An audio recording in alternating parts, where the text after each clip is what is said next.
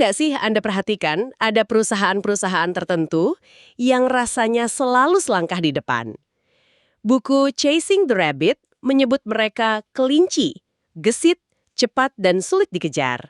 Nah, yang menarik, rahasia mereka itu bukan karena mereka nggak pernah bikin salah. Justru sebaliknya, mereka jadi juara karena punya kemampuan super untuk menemukan dan memperbaiki masalah jauh lebih cepat dibanding kompetitornya. Hari ini kita akan bedah tuntas salah satu kemampuan fundamental itu yang di buku ini disebut kemampuan satu, desain dan operasi sistem. Kita akan bongkar cara organisasi-organisasi hebat ini merancang sistem kerja yang rumit, bukan supaya jadi sempurna dan anti gagal, tapi justru dirancang untuk berteriak setiap kali ada kelemahan. Dan untuk itu, ya, kita akan belajar dari ahlinya, yaitu Toyota. Lebih spesifik lagi, kita akan menelusuri kerangka berpikir seorang manajer legendaris di sana, namanya Pak Ohbah. Yang luar biasa dari Pak Ohbah ini adalah kemampuannya membaca sistem produksi yang paling rumit sekalipun hanya dalam hitungan menit, bahkan di pabrik yang baru pertama kali ia datangi. Wah, itu kayak punya indera keenam untuk urusan pabrik ya? Betul, tapi kuncinya bukan pengalaman ribuan kasus atau intuisi magis. Kuncinya adalah seperangkat pertanyaan dan kerangka berpikir yang sangat disiplin, konsisten, dan kuat yang selalu ia terapkan. Kerangka inilah yang akan jadi peta kita hari ini untuk memahami bagaimana sebuah sistem yang hebat itu sebenarnya dibangun dari pondasinya. Oke, saya penasaran. Kalau begitu, mari kita langsung bongkar kerangka berpikir Pak Ohbah ini. Katanya ada 4 tingkatan, dan yang unik dia selalu mulai dari belakang ya? Tepat sekali. Dia nggak pernah mulai dari awal proses, tapi selalu dari garis finish. Tingkat pertama adalah output system. Jadi begitu sampai di pabrik, pertanyaan pertamanya pasti ke area pengiriman. Hari ini kita kirim berapa banyak produk apa, ke siapa dan jam berapa. Tujuannya satu, mendefinisikan arti sukses untuk hari itu dengan sangat jelas dan terukur. Masuk akal. Tanpa tahu tujuannya, kita cuma bakal muter-muter nggak jelas. Ibaratnya mau road trip, tapi nggak nentuin kota tujuannya. Ujung-ujungnya cuma buang-buang bensin. Oke, setelah outputnya jelas, dia mundur kemana lagi? Dia akan berjalan mundur ke stasiun kerja paling akhir sebelum barang dikirim. Dan bertanya, Anda dapat komponen ini dari mana? Siapa yang kasih? Lalu dia akan terus berjalan mundur, stasiun demi stasiun, mengikuti alur material. Ini adalah tingkat 2, jalur, pathway. Tujuannya, memetakan dengan jelas siapa mengerjakan apa untuk siapa, dalam urutan yang bagaimana. Jadi ini untuk memastikan alur kerjanya nggak kayak benang kusut ya. Saya sering lihat di banyak tempat kerja, alur kerja itu bolak-balik. Dari tim A ke C, balik lagi ke A, terus ke B. Kacau. Berarti jalur yang ideal itu harusnya lurus dan simpel, kayak jalan tol. Persis. Jalur yang baik itu sederhana, linear, dan mudah dilihat. Nah, begitu petanya tergambar, baru kita masuk lebih dalam ke tingkat 3. Koneksi, connections. Ini adalah tentang lem yang merekatkan antar stasiun kerja di jalur tadi. Bagaimana material dan, yang lebih penting, informasi berpindah dari satu titik ke titik berikutnya. Nah, ini dia nih. Biasanya sumber masalah ada di sini. Celah antara satu PIM dan tim berikutnya. Sering ada miskomunikasi, penundaan, atau salah paham.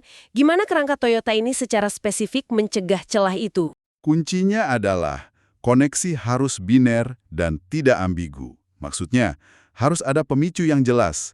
Misalnya, stasiun B butuh satu komponen dari stasiun A.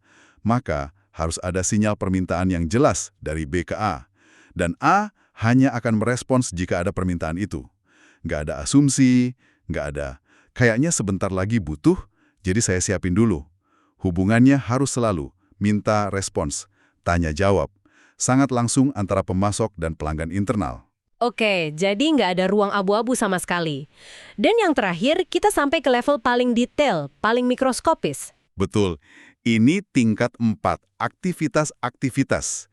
Di sini kita membedah setiap tugas individu. Pertanyaannya, bagaimana persisnya satu pekerjaan dilakukan? Ini harus dirinci sampai ke tulang. Konten pekerjaannya apa, urutan langkahnya bagaimana, dikerjakan di mana, butuh waktu berapa lama, dan hasil yang diharapkan seperti apa. Jadi kita bergerak dari gambaran super besar, output harian, sampai ke detail terkecil dari gerakan tangan seorang operator. Luar biasa. Jadi ini bukan sekedar ngasih perintah, tolong pasang pintu mobil, tapi lebih ke langkah 1, ambil baut A, langkah 2, pasang di lubang B dengan alat C, waktu 3 detik, begitu ya? Tepat sekali. Dan disinilah kita masuk ke bagian yang paling jenius dari semua ini. Merancang keempat tingkat itu penting, tapi itu baru setengah jalan. Rahasia sebenarnya datang dari prinsip pendiri Toyota, Sakichi Toyoda.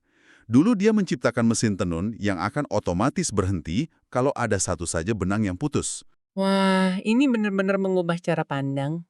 Jadi sistemnya dirancang bukan untuk jadi sempurna, tapi justru untuk jadi pengadu yang paling jujur. Kalau ada yang nggak beres, sekecil apapun sistemnya langsung berhenti dan berteriak minta perhatian. Persis.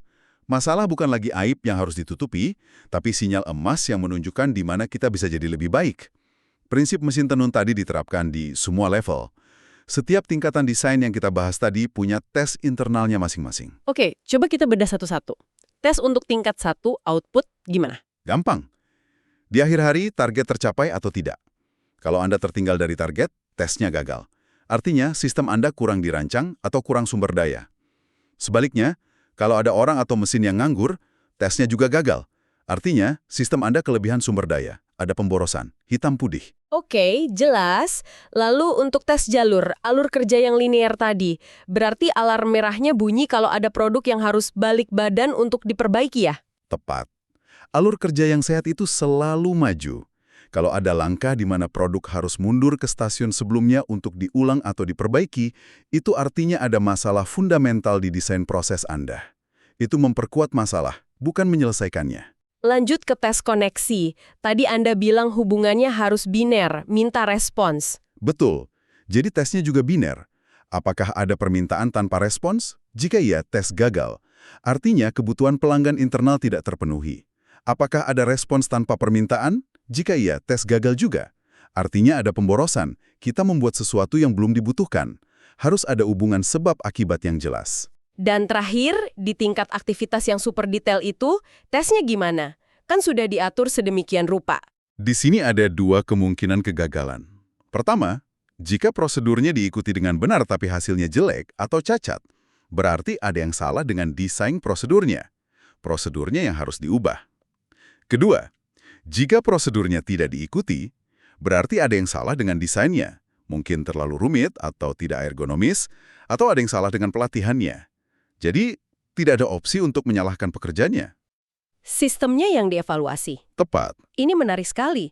Karena di banyak tempat, kalau ada masalah, respons pertamanya adalah cari siapa yang salah. Di sini, pertanyaannya jadi apa yang salah dengan sistemnya? Ini benar-benar membalikan keadaan. Work around atau akal-akalan untuk menutupi sistem yang bobrok jadi nggak punya tempat. Sama sekali tidak. Workaround justru jadi sinyal paling jelas bahwa sistemnya perlu diperbaiki. Saya bisa membayangkan kerangka ini di atas kertas, tapi rasanya masih sedikit abstrak. Saya penasaran seperti apa wujudnya di tengah kebisingan lantai pabrik yang sesungguhnya. Apakah benar-benar bisa sedetail itu dalam prakteknya? Tentu. Mari kita lihat contoh konkret. Pemasangan kursi mobil di pabrik Toyota. Pekerjaan satu operator dipecah menjadi 7 langkah yang sangat spesifik. Total waktu untuk memasang satu kursi, 46 detik. Setiap langkah punya alokasi waktunya sendiri. 46 detik. Coba kasih contoh beberapa langkahnya. Oke, misalnya, langkah 1, mengambil 4 baut dan pistol torsi dari rak. Waktu, 4 detik. Lalu, langkah 6, memasang 2 baut belakang dengan pistol torsi. Waktu, 11 detik. Bahkan detailnya sampai ke hasil yang diharapkan. Misalnya, kepala baut harus rata sempurna dengan rel kursi. Sampai ada pertimbangan ergonomis. Gunakan tangan kiri untuk memasang baut belakang guna mengurangi ketegangan pada siku kanan. Semuanya sudah dipikirkan. Tunggu dulu, di satu sisi ini luar biasa presisi. Tapi di sisi lain, jujur aja, apakah itu tidak membuat pekerjanya merasa seperti robot? Setiap detik diatur, setiap gerakan ditentukan. Di mana ruang untuk kreativitas atau inisiatif individu kalau seketat itu? Nah, ini pertanyaan yang sangat bagus dan sering muncul. Jawabannya mungkin mengejutkan. Justru sebaliknya. Dengan adanya standar yang super jelas ini, setiap penyimpangan sekecil apapun langsung terlihat. Kalau seorang pekerja ternyata butuh 50 detik, bukan 46 detik, pertanyaannya bukan, kenapa kamu lambat? Tapi, apa yang salah dengan sistem, alat, atau material sehingga kamu butuh waktu 4 detik lebih lama? Saya mengerti. Jadi standar itu bukan untuk menghukum, tapi untuk menjadi garis dasar. Kalau ada yang melenceng dari garis itu adalah sinyal untuk memulai investigasi. Pekerjanya jadi punya kekuatan untuk bilang, "Hey, ada masalah di sini, ayo kita perbaiki." Tepat. Ini memberdayakan mereka untuk menjadi problem solver, bukan sekedar robot pelaksana. Ini kontras sekali dengan pengalaman penulis buku ini saat bekerja di pabrik mobil lain. Dia hanya diberitahu secara umum, tugasmu pasang kursi. Dia harus cari cara sendiri. Bahkan ada masalah berulang di mana J-clip untuk karpet sering tidak sejajar dan dia harus membawa alat sendiri, semacam paku tusuk untuk mengakalinya. Jadi dia menciptakan workaround pribadinya. Masalah yang sama terjadi ratusan kali sehari, tapi tidak pernah ada yang memperbaikinya secara sistematis, karena tidak ada standar yang jelas yang dilanggar. Semua orang sibuk dengan akal-akalannya masing-masing. Dan contoh lain yang menunjukkan kekuatan desain sistem ini adalah cara Toyota melatih karyawan baru. Bahkan sebelum mereka boleh menyentuh lini produksi. Proses onboardingnya bukan sekedar orientasi biasa. Calon karyawan menghabiskan waktu berhari-hari di jalur perakitan tiluan untuk benar-benar merasakan pekerjaan fisiknya. Ini tes dua arah. Perusahaan mengetes kandidat, dan kandidat juga mengetes apakah pekerjaan ini cocok untuk mereka. Ini jenius banget. Dibandingkan orientasi yang isinya cuma presentasi PowerPoint seharian, ini jauh lebih efektif dan nempel di kepala. Dan ada lagi yang lebih menarik. Mereka menggunakan latihan dengan jalur perakitan mini yang isinya truk-truk dari Lego. Tujuannya adalah mengajarkan konsep-konsep inti seperti Kanban, sistem tarik, di mana stasiun kerja berikutnya yang meminta komponen, dan Andon, yaitu sistem untuk memanggil bantuan saat ada masalah. Dengan menghilangkan kerumitan produksi nyata dan menggantinya dengan Lego, karyawan baru bisa fokus 100% untuk menguasai satu konsep pada satu waktu. Luar biasa. Jadi kalau kita lihat, proses pelatihan itu sendiri juga dirancang dengan 4 tingkatan yang sama. Outputnya jelas, karyawan yang siap belajar, jalurnya terstruktur dari satu modul ke modul berikutnya, koneksinya jelas, dan aktivitasnya sangat detail, seperti latihan Lego itu. Semuanya terintegrasi. Benar sekali. Dan prinsip ini tidak hanya berlaku untuk satu operator atau satu tim kecil. Ini juga berlaku pada skala yang jauh-jauh lebih besar. Contohnya adalah pabrik kasur Aisin, salah satu pemasok besar Toyota. Oke, ini kan skala individu. Bagaimana kalau kita lihat di skala yang lebih besar? Satu pabrik utuh. Nah, disinilah contoh pabrik kasur Aisin tadi jadi sangat relevan. Awalnya, mereka beroperasi dengan sistem dorong atau push system. Artinya, ada departemen perencanaan pusat yang membuat jadwal produksi berdasarkan perkiraan permintaan. Jadwal itu lalu didorong ke setiap bagian quilting, bagian perakitan rangka, dan seterusnya. Saya bisa tebak masalahnya. Mereka produksi berdasarkan ramalan, dan ramalan cuaca saja sering meleset, apalagi ramalan pasar. Pasti kacau. Sangat kacau. Yang terjadi adalah gunungan inventaris di beberapa bagian, sementara bagian lain kekurangan material. Gudang penuh sesak dengan kasur tipe A yang belum tentu laku, sementara mereka kelabakan mencari rangka untuk kasur tipe B yang sedang banyak dipesan. Benar-benar mimpi buruk logistik. Lalu bagaimana mereka mengubahnya? Mereka beralih total ke sistem tarik atau pull system yang dipicu oleh pesanan pelanggan yang nyata.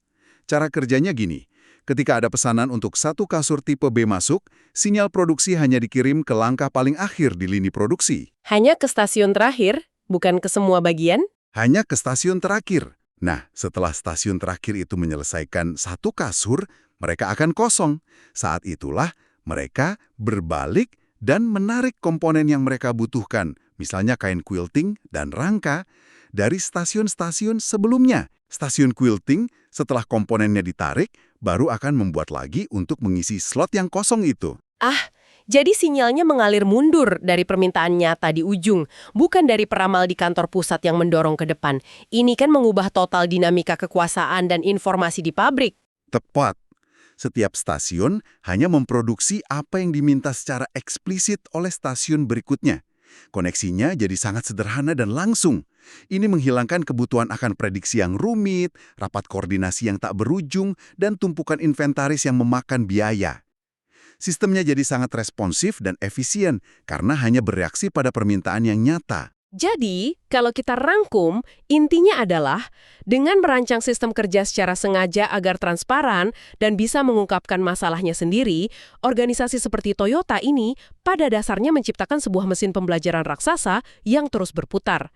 Perbaikan bukan lagi proyek sampingan atau agenda rapat tahunan, tapi sudah jadi DNA dari pekerjaan sehari-hari. Hari ini kita sudah membedah tuntas kemampuan satu dari organisasi berkecepatan tinggi, kemampuan merancang dan mengoperasikan sistem yang kompleks. Kita belajar dari kerangka 4 tingkat Toyota, output, jalur, koneksi, dan aktivitas, yang ternyata sangat logis dan kuat. Dan yang paling penting, kita melihat kekuatan dari tes internal yang tertanam di setiap tingkatan. Ini mengubah definisi sistem yang hebat. Sistem yang hebat bukanlah sistem yang tidak pernah gagal. Justru, sistem yang hebat adalah sistem yang membuat setiap kegagalan menjadi terlihat jelas, terjadi dengan cepat, dan mudah untuk dipelajari. Itulah fondasi sejati dari perbaikan yang tiada henti. Ini memunculkan sebuah pemikiran untuk Anda renungkan. Coba perhatikan sistem di sekitar Anda, bisa di tempat kerja, di komunitas, atau bahkan rutinitas pribadi Anda. Apakah sistem itu cenderung menyembunyikan masalah sampai akhirnya meledak jadi krisis? Jika iya, bagaimana Anda bisa mulai membangun tes kecil Anda sendiri? Tes sederhana apa yang bisa Anda rancang untuk mengungkap kelemahan-kelemahan itu lebih awal saat masalahnya masih kecil dan solusinya masih mudah ditemukan?